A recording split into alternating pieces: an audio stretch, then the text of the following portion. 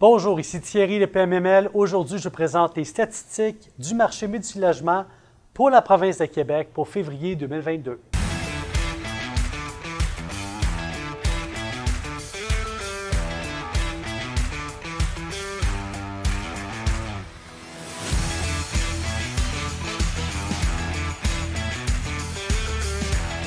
Donc, début d'année, janvier, on a eu énormément de volume transactionnel au Québec.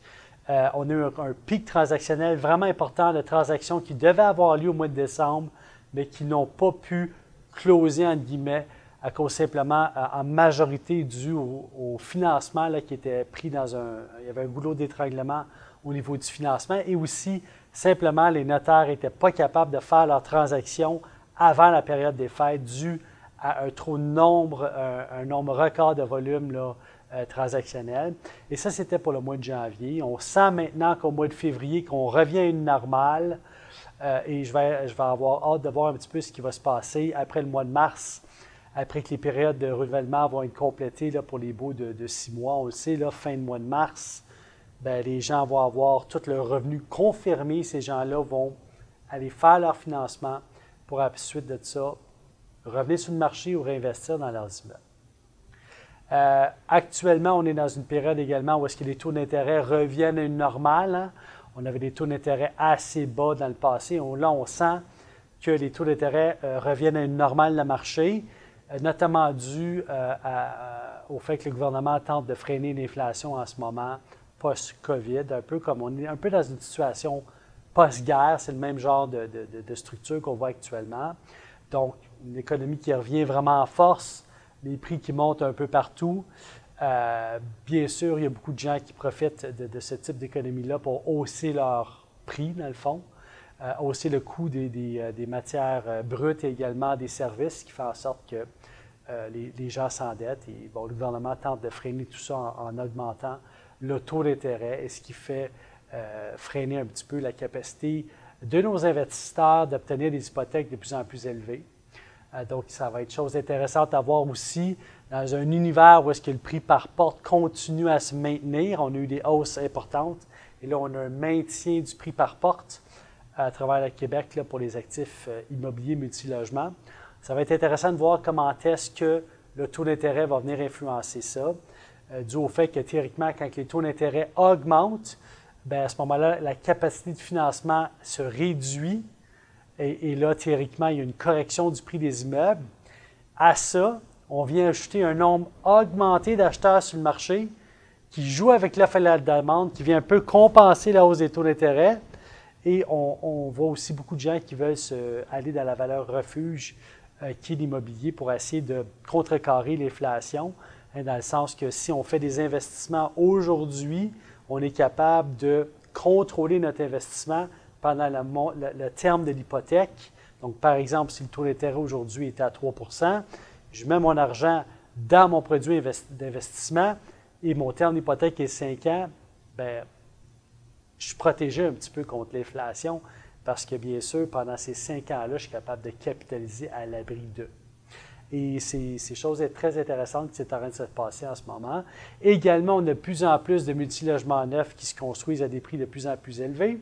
On a quand même encore la capacité de loyer qui est élevée au Québec comparativement à ce que c'était historiquement, mais on n'est même pas à l'achevé de ce qu'on peut voir dans d'autres régions là, au Canada. On a un prix par pied carré au niveau de la valeur locative qui augmente aussi dans la valeur des immeubles neufs.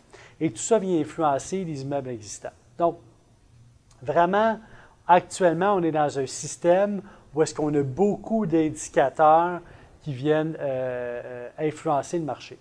Chose est certaine, la rentabilité d'un multilogement demeure entre l'écart du taux de cap et également du taux d'intérêt.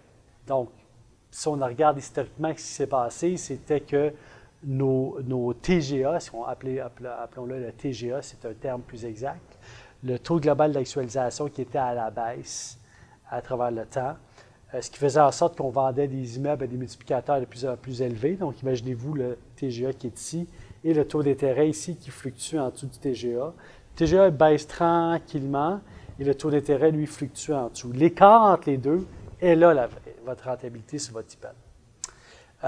Donc, à fur et à mesure que le temps avance, on voit que la rentabilité se réduit. Donc, la rentabilité, elle, est basée sur le cash on cash. Donc, je mets 100 $, combien que ça me rapporte en termes de rentabilité, ce 100 $-là, en termes de liquidité. Donc, le premier facteur de rentabilité, c'est la liquidité. Je mets 100 $, est-ce que ce 100 $-là me rapporte 1 $, 2 $, 3 $, 4 $, 5 $, 6 $, 8 $ en rentabilité ou moins? Cette rentabilité-là, est-ce que je suis prêt à accepter une rentabilité plus basse compte tenu que j'ai plus de capacité d'augmenter mes loyers et à long terme de corriger ce manque de rentabilité-là? Ça, c'est un point. Ensuite de ça, on a la capitalisation. Hein, c'est le fait que nos locataires payent l'hypothèque à notre place. Le facteur de capitalisation, lui, se réduit à travers le temps. Donc, à fur et à mesure que les taux d'intérêt augmentent, ce qui arrive avec ça, c'est que la capacité de payer plus de capital que d'intérêt se réduit avec le temps. Ce qui fait en sorte qu'on perd un peu de rentabilité. Ou, par contre, on a gagné de la rentabilité dans les 2 dernières années de façon incroyable, c'est au niveau de la plus-value sur les immeubles. Les immeubles ont pris plus de plus-value dans les 2 dernières années qu'ils ont pris de rentabilité au niveau du retour sur investissement de ma mise de fonds et au niveau de la capitalisation. Donc, chose qui est intéressante, c'est que là, on tombe dans un modèle qu'on a connu moins dans les dernières années, où est-ce qu'on voit que les gens sont capables de faire des opérations juste sur la rentabilité. Je vois souvent dans mes statistiques mensuelles de marché des gens qui achètent des immeubles à 100, 115, 120 000 la porte, puis qui vendent 160 000 la porte. OK?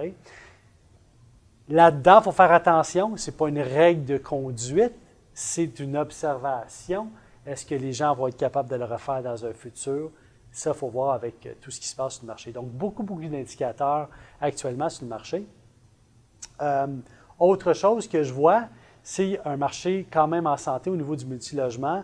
Je regarde au niveau de la grande région de Montréal, on a transigé pour 280 millions de dollars, chose qui est 50 % de ce qu'on a transigé au mois de janvier, qui était un mois record.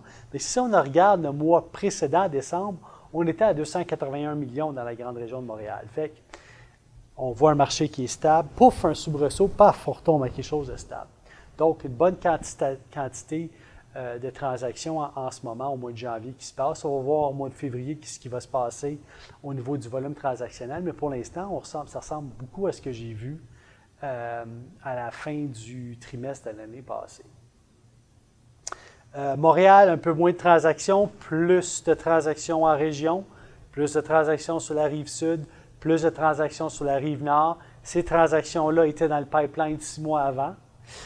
Donc, quand même intéressant de constater qu'il y a une bonne ferveur au niveau des régions en ce moment, au niveau de la périphérie. Tout ça est un écosystème. Hein? Les prix montent à Montréal, ça fait monter les prix par la suite en périphérie. Et tout à coup, Montréal arrive à un certain prix, niveau terme de prix. Là, Montréal devient peut-être moins intéressant en termes de vente, en termes d'acquisition. Et là, les régions nord-sud prennent de la valeur en termes de prix par porte. Et ça, c'est ce qu'on est en train de voir en ce moment.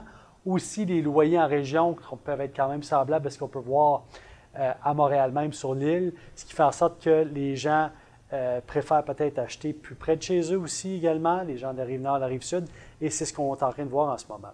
Aussi, énormément de constructions neuves au niveau de la rive nord, rive sud, ce qui fait en sorte que dans les deux cas, l'écart entre un immeuble neuf pris par porte et un immeuble existant, il y a un grand écart qui se crée. Et ça crée la capacité, ça crée une certaine équité au niveau de la vente.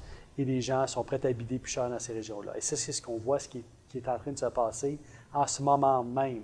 Donc, un peu moins de volume transactionnel sur l'île de Montréal même, mais plus de volume de transactionnel en région. Québec, quand même, qui est toujours à la hausse. Là, je vous parle de la capitale nationale, là, Québec. La ville de Québec et sa région est en train de voir un nombre de transactions beaucoup plus élevé. On l'a vu à travers les derniers mois, beaucoup de portfolios se sont vendus, ce qui a démontré un certain intérêt pour Québec et a redonné une ferveur aux gens de retourner à faire des acquisitions du côté de la capitale nationale. Donc, à suivre, vraiment une région qui est intéressante.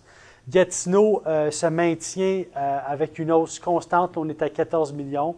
Ne pas oublier, je vous l'ai dit dans toutes mes autres vidéos du mois, Gatineau, on parle de 14 millions transactionnels, mais il faut regarder ce qui se transige en termes de vente de terrain pour construire du multilogement.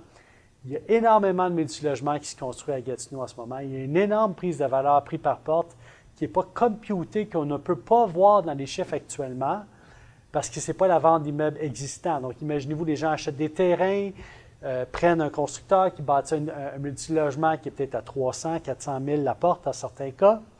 Mais finalement, tout ce qu'on voit, c'est une vente de terrain. On compile ça. Fait attendez-vous à ce que Gatineau explose tantôt en valeur locative, puis en valeur, en valeur locative déjà, mais en valeur de prix par porte et en valeur en termes de valeur transactionnelle, en termes de nombre de dollars de transactions dans quelques années. Quand tous ces immeubles-là bâtis vont être remis sur le marché dans 5 à 10 ans, là, vous allez avoir des explosions au niveau des chiffres. Sherbrooke, 73 millions. Sherbrooke a pris un soubresaut important encore là une fois. Sherbrooke est un peu un marché qui fonctionne un peu au même terme que la Rive-Nord, Rive-Sud. Quand il y a un engouement dans ces régions-là, vous allez voir des explosions à Sherbrooke. Et c'est ce qui se passe en ce moment. À ne pas négliger, beaucoup de constructions neuves. J'ai fait des transactions à Sherbrooke aussi avec des transactions de plus petits immeubles. Il y en a beaucoup à Sherbrooke. On a même réussi à faire des transactions d'immeubles dans les années 60 avec des amortissements de 35 ans et 40 ans SCHL. On en vient à ça. La SCHL actuellement, le système bancaire est en train d'assouplir ses règles de financement, ce qui fait en sorte qu'on est capable d'obtenir beaucoup plus de financement pour les immeubles plus anciens et de mettre moins de mise de fonds. Et je pense que le nerf de la guerre dans les prochains mois va jouer là. On va voir la SCHL rentrer du 35-40 ans. On a beaucoup de produits. J'estime, on a même des produits maintenant qui sont sortis avec du 50 ans d'amortissement, notamment dans des programmes de régimes sociaux de la SCHL. Est-ce que ça va se standardiser au marché? Mon pressentiment, c'est que oui, on va voir dans les prochains mois.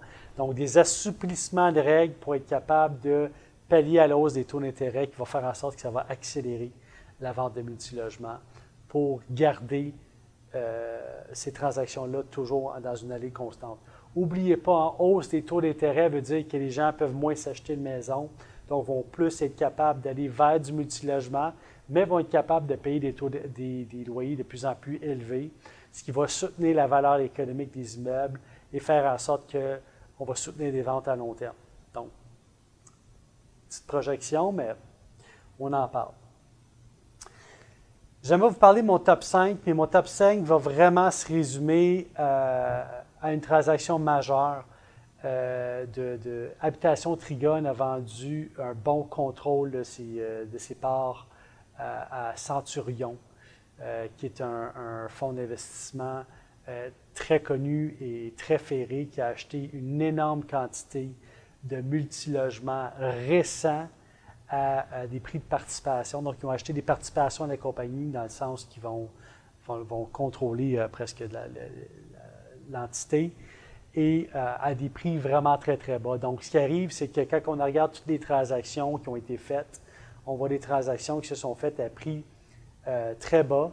Je regarde une transaction ici de 262 portes à Sainte-Thérèse, une transaction de 40 600 000 $ qui a été faite par Centurion à 155 000 la porte pour un actif récent.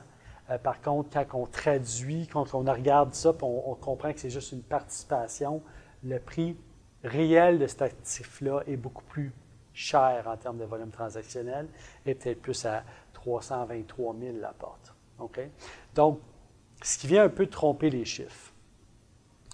Et il y a aussi d'autres transactions qui se sont faites. Là. Je pense à une transaction du côté de Delcine, 392 unités. Quand on la regarde, on parle d'une transaction seulement de 42 000 la porte. Mais quand on regarde l'état de l'immeuble, on peut comprendre que cet immeuble-là en vaut peut-être 275 à 300 000 la porte. Donc encore là, c'est une participation qui a été... Le 42 000 la porte ne reflète pas vraiment la réalité. C'est quand on prend plusieurs immeubles, on achète des participations dans un package total d'immeubles, on a peut-être en mettre un peu plus sur cet immeuble-là, un peu moins pour des raisons transactionnelles ou fiscales, ce qui vient vraiment tricher les chiffres. Mais ce que je veux que vous reteniez aujourd'hui, c'est qu'il y a un REIT qui a acheté la participation majoritaire dans Habitation Trigone et ce qui a fait en sorte qu'elle vient contrôler une bonne proportion du marché. Okay? Et ce que ça fait, ça, c'est quand il y a un investissement aussi massif dans un marché comme le Québec, ça attire d'autres joueurs de venir faire des transactions massives et ça attire des joueurs de moyenne, grande taille à moyenne petite taille, si on peut dire ça, du restant du Canada à venir faire des acquisitions d'actifs ici. Okay? Donc, ce que ça va faire, ça, c'est que cette transaction-là majeure va venir confirmer la confiance que les investisseurs ont dans la province de Québec. Vient faire un déversement massif d'argent par un fonds d'investissement au Québec et va encourager les autres à le faire. Et dans un contexte de mondialisation, actuellement, on a un certain nombre de joueurs qui est au Canada, mais attendez-vous à voir cette quantité de joueurs-là augmenter. On a vu même des fonds de retraite et des fonds d'investissement privés arriver au Canada, et même ceux qui sont au Canada et qui étaient spécialisés dans certains domaines, par exemple dans le domaine industriel, bien, du jour au lendemain, est intéressé par un autre actif qui est en multilogement. Donc, plus de joueurs sur le même marché. Donc, ça revient à ce que je vous disais au début. Quand on regarde dans un univers où il y a autant de facteurs qui viennent influencer le marché, la meilleure façon d'acheter un produit, c'est de dire, bon, OK, moi, je me situe dans quelle catégorie d'actifs? Dans ma catégorie d'actifs à moi, qu'est-ce qui influence les acquisitions dans ma catégorie d'actifs? C'est-tu le taux d'intérêt? C'est-tu la valeur locative? C'est-tu la plus-value simplement et purement parce que mon actif devient intéressant pour le marché? Et c'est ça qu'il faut regarder comme investisseur. Il y a eu beaucoup de transactions aussi faites du côté de Québec. Beaucoup de grandes transactions aussi. Là, je vois des transactions qui sont faites un peu partout. Et j'aimerais vous parler en particulier d'une transaction qui s'est faite sur la rue Riel à Verdun. Une transaction d'un immeuble existant, 36 unités, qui s'est vendue à plus de 6 millions de dollars. Riel, c'est très près du métro. Dans un secteur qui est en fort développement. Verdun, vous avez beaucoup de petits immeubles de 5 et 6 unités. Vous avez quelques immeubles plus grands, là, des 30 unités en montant.